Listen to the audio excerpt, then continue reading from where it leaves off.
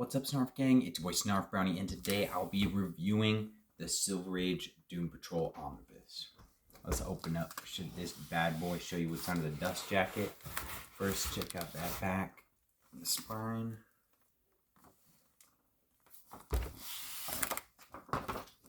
This collects My Greatest Adventure 80 through 85 and Doom Patrol 86 through 121.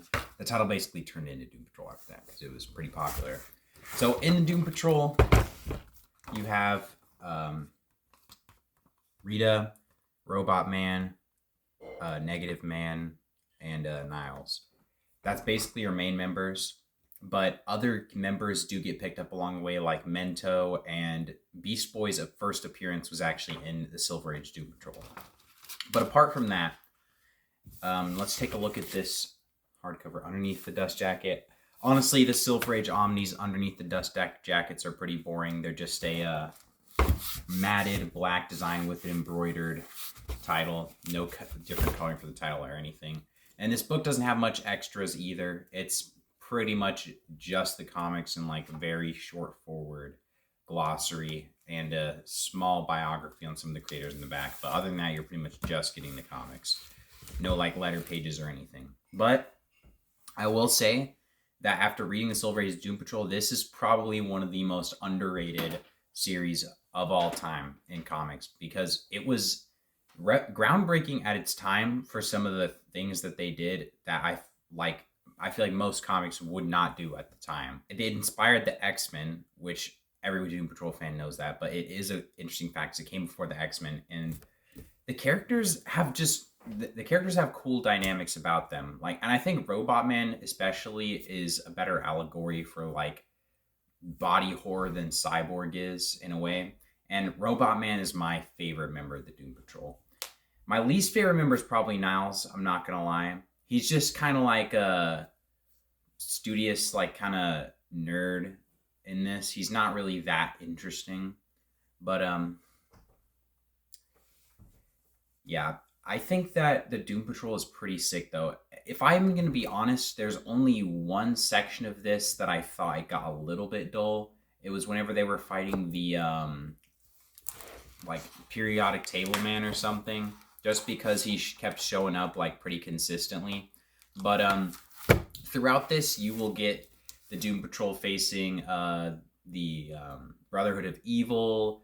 You get them facing Garguax. You get them facing like a bunch of other different stuff. You get them trying to help Beast Boy out with his like adoptive situation and a whole bunch of other stuff. It's pretty cool. You do get to see everyone's origin in the first issue, but Negative Man, Beast Boy, and Robot Man all get their own separate mini-series dedicated to more of what happened in their origin between what afflicted them to become a part of the Doom Patrol and their like what happened between that and actually them joining the Doom Patrol. Now, let me go into everyone's powers because I just realized I hadn't even explained that. This guy, Cliff, is Robot Man Cliff Steele.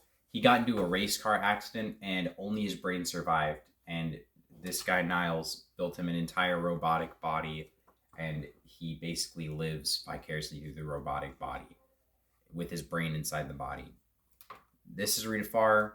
She used to be an actor, but then she saw some like weird ancient gemstone while at a prop, like it broke over a lake that had it like under the lake, and it was just there. And basically it made her grow to like huge sizes.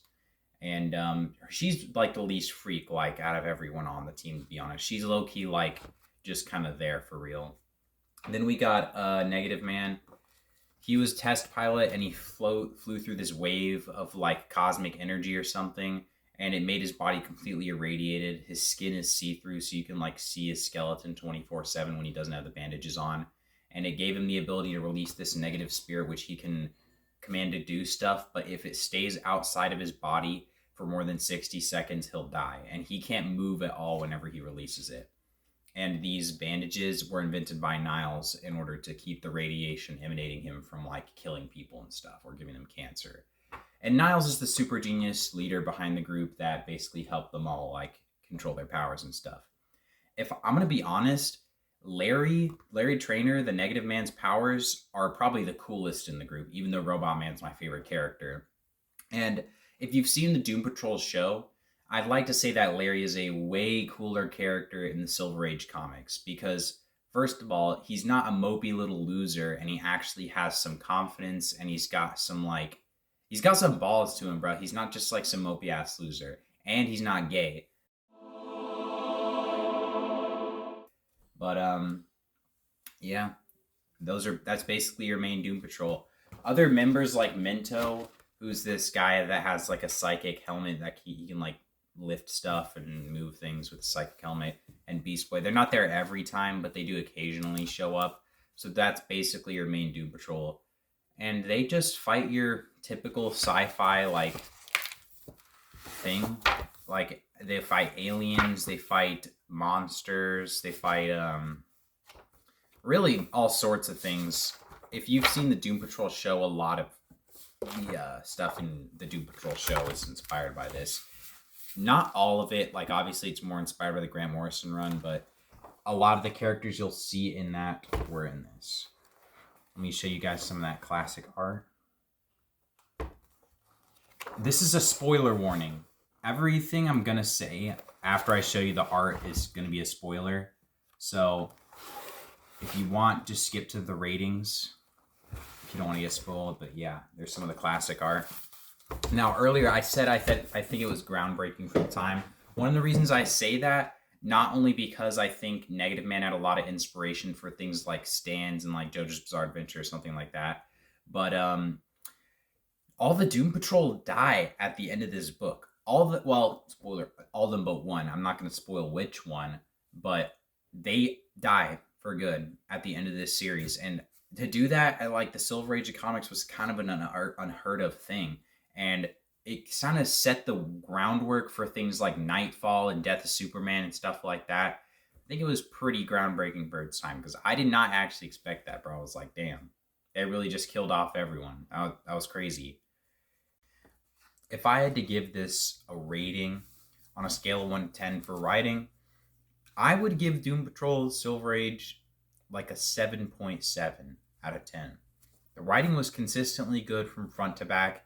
It kept me invested, and I've gotten through this faster than some other Silver Age Omnis. Like, I got through this way faster than the Spider-Man one. I was, like, more excited for each issue on this than I was for that. I'm low-key. Like, I do think that Spider-Man has more relatable characters, but I think that the concepts in Doom Patrol are just a lot more intriguing to me. I'm not going to lie. And for art, I'll give it, like a 6.5 out of 10. The art's not crazy, and it is kind of weird in certain areas. I thought it was kind of funny. Spoiler warning, but Rita Farr and Mento do like get together, and in one scene where Mento's like looking over, he's like, Rita's not there. There's like 2 beds in his room. Bro doesn't even sleep in the same bed as his own wife. What a loser. I thought that was pretty funny. And there's another scene where Rita's getting like squished inside of an air vent, and it totally looks like her organs are just crushed by the way it's drawn.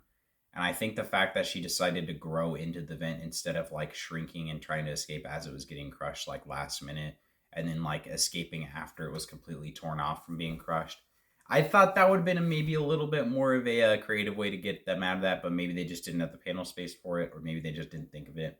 Kind of silly, but sometimes Silver Age comics can just be kind of silly. Even if you're not a fan of Silver Age comics, can you enjoy this? Because that's the main question for anyone I'm trying to get into Silver Age, because y'all know I'm a big Silver Age comic fan, so I'm always trying to get other people to read them.